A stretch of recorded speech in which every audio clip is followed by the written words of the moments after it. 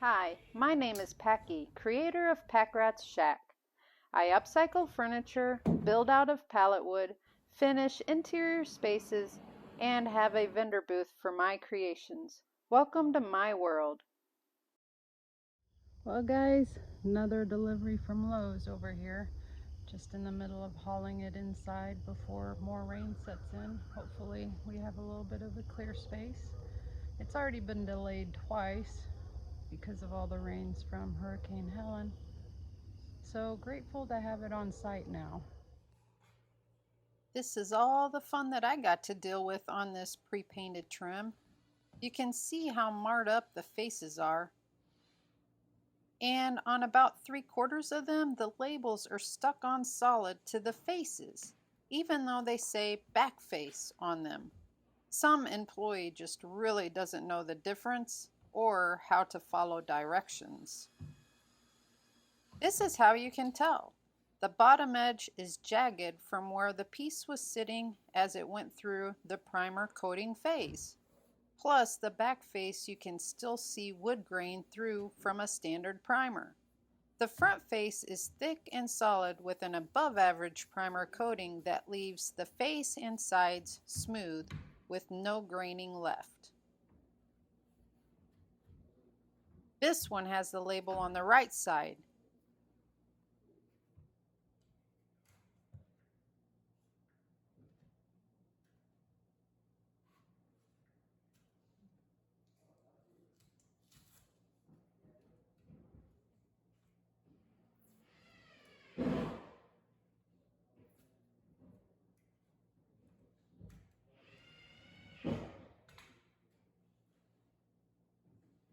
They don't come off easily. You need the paint thinner to help scrape them off, but also to clean up the gluey residue afterwards.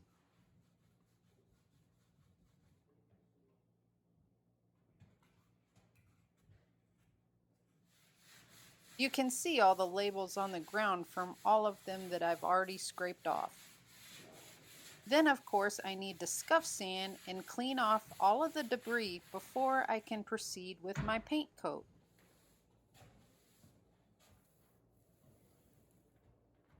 And the ones that have the black marred up sections, they need about 3 or 4 coats to completely cover. So you see that I'm pulling them back from the completed stack, and I just keep working back and forth until I get them all painted. Here's a good look at the thickness of the primer coating on the face and sides and how that would be a good indicator for an employee not to put the back face label on the front face side, and how the top edges are completely smooth. Not all jagged like the bottom edges from sitting on a conveyor belt as it goes through the primer coating stage. Anyway, all that aside, now I can get on with installing. I'm using these 1x2s to trim out the ceiling edges. I have to rip an angle on the back top edge of these running along the lengths of the peaks at the top and bottom of the ceiling.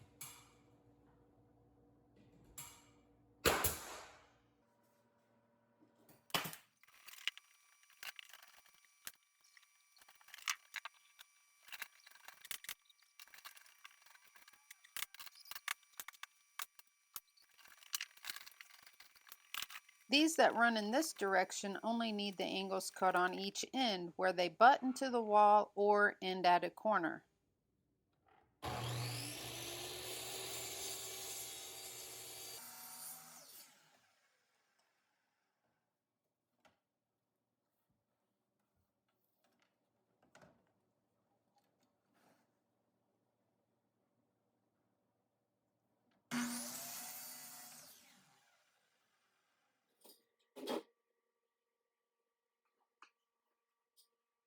I'll have to come back and paint all of the cut ends that show.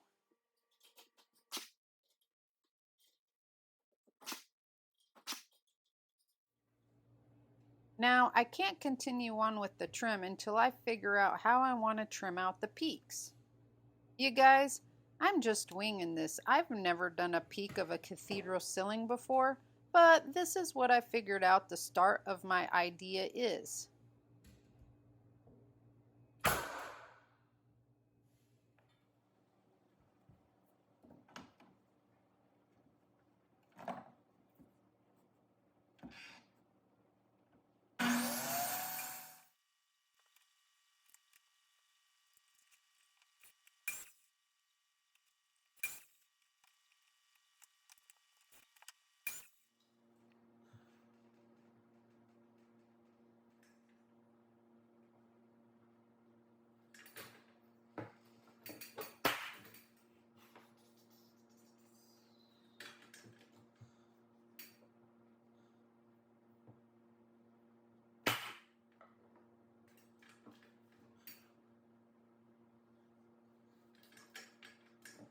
These little boxes will be what the faux beams that I build will end into.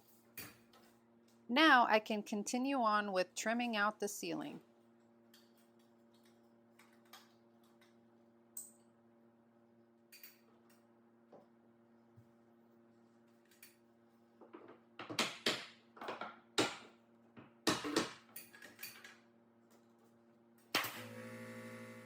Here's ripping the top back corner off at the angle of the ceiling.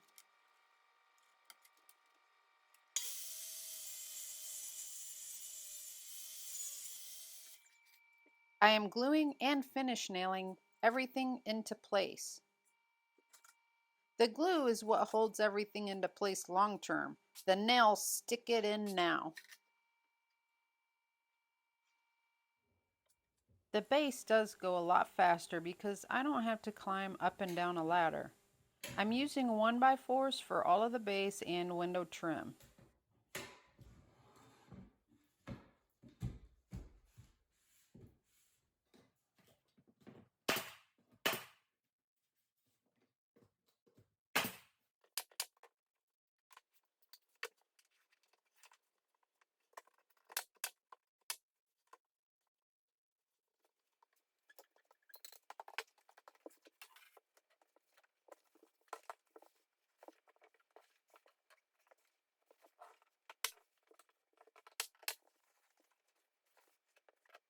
So I'm attempting to putting in the casing around this window so I can trim it out. And I just got through spending time shimming by what a level would say is level. And to me, that looks as wonky as, I don't know. So apparently that's level. And that means the window is really unlevel.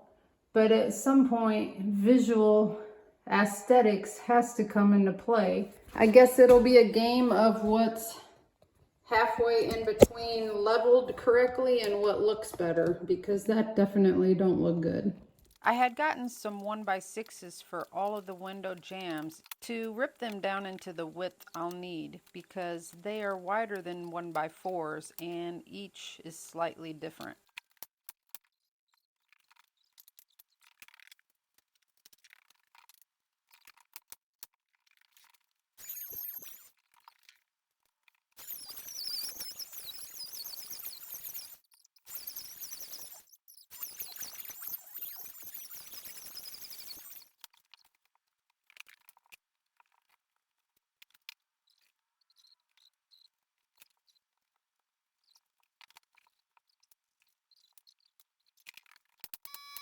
So now that I have all of my casing done, I know I can visualize how far of an offset from the inside boards that I want to go for my face trim. So I've been able to use that size trim and mark out my lines, and I'll be able to cut this to size now. Just look at that rubbery material melting from the heat of the blade. It kind of sticks back together as it cools.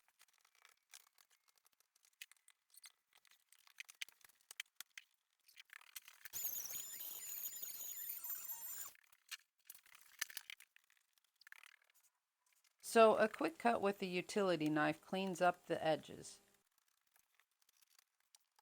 Then it's just cleaning up the space. I hate working in crud, so I'm constantly sweeping up my messes. I know it takes longer for each job, but it just makes working go so much better for me.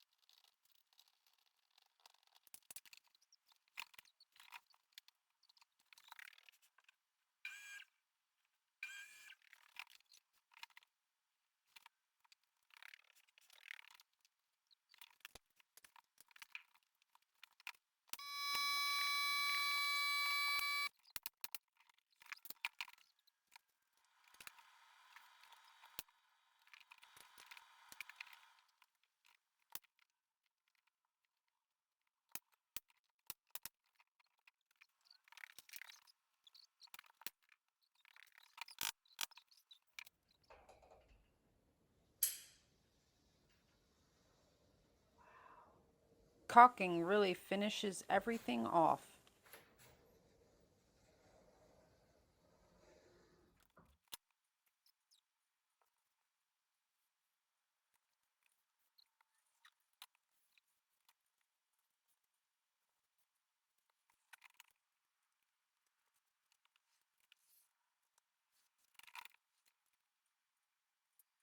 So these pieces are what was ripped off of the casing in order for the casing to fit in there, and this is the leftover strip that was cut off.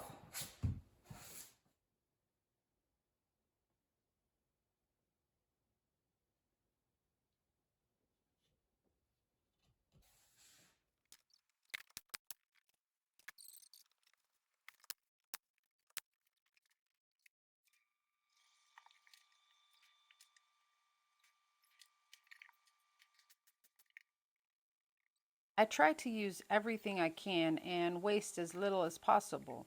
With that being said, I still bought a decorative piece to finish out the bottom edge. So now the only thing left is finishing out those two blocks sitting on the one stub wall. I still haven't purchased my planer router, and I need to build a planer slab sled in order to flatten these out for a cleaner, smoother look. And no one will know they actually were planed down from a 2x6. I'll show that in the follow-up video of Mom's finished bathroom.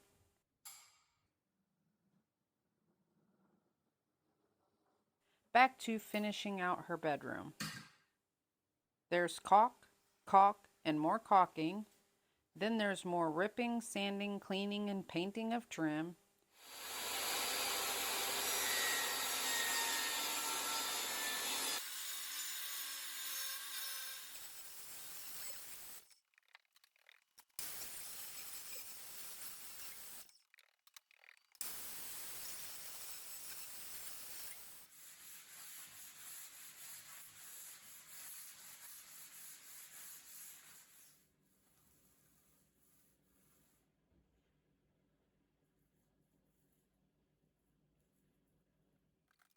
Then I can trim out her slider.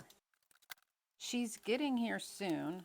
By this point, I think it was just a couple or few days away, so I need to get as much done as possible.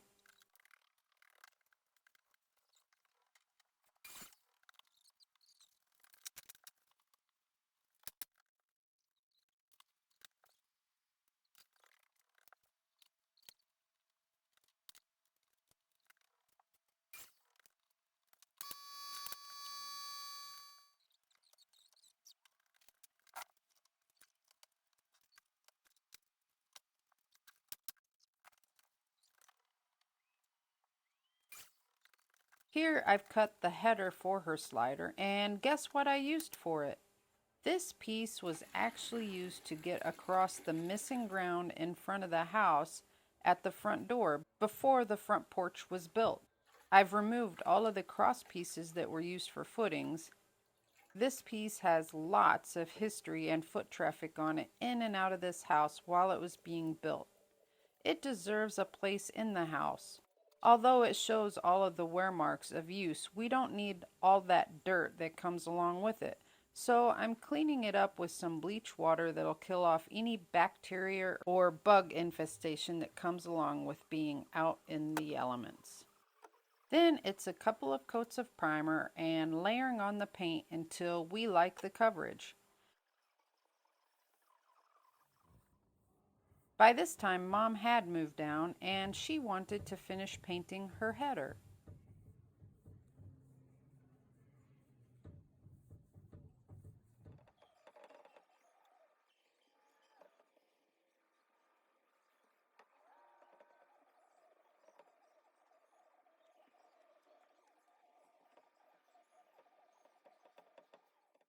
Here's a look at her trimmed out space before she moved in. The header is the only thing not installed yet.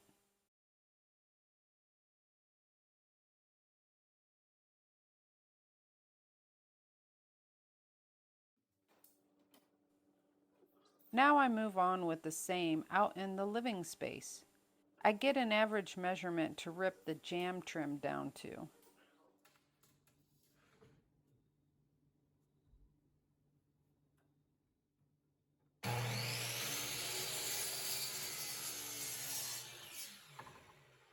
Then it's cutting pieces to size.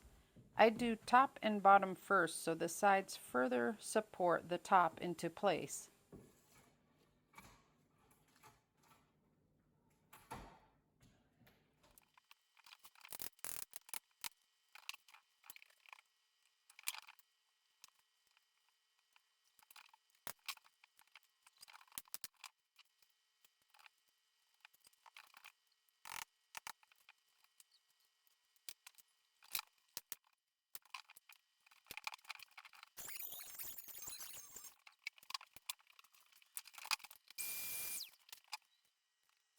Then I just work around the window, trimming it out.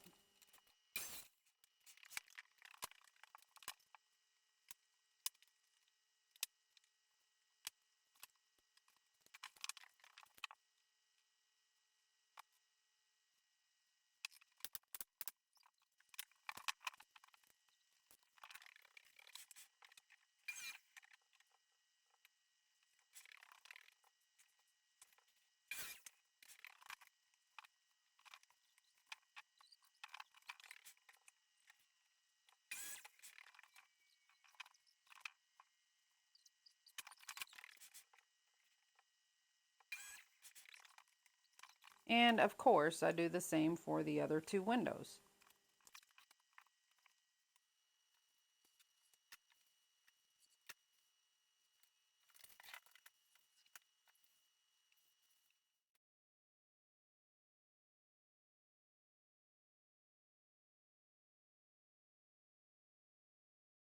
Now moving on to the sliders.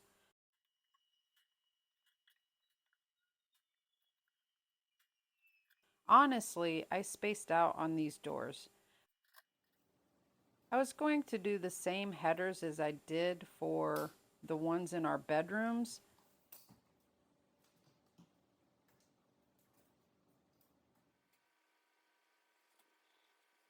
but I forgot and just kept the same pace as I did with the windows, and bada bing, bada boom, they're all trimmed out, and we're happy another job is complete. So happy it didn't dawn on me for several days that I hadn't done my custom cut big honkin' headers from reclaimed pieces of 2x8s that were used during the build of the home. Oh well, come to find out there really were no more of the reclaimed pieces at the length that I needed. So all was meant to be, and this looks nice too. Standard, but nice. Well, that does it, folks. I don't really think I have anything more to say about trim. So that's a wrap for this video. And as always, thank you so very much for all your viewing support. And until next time, stay safe out there.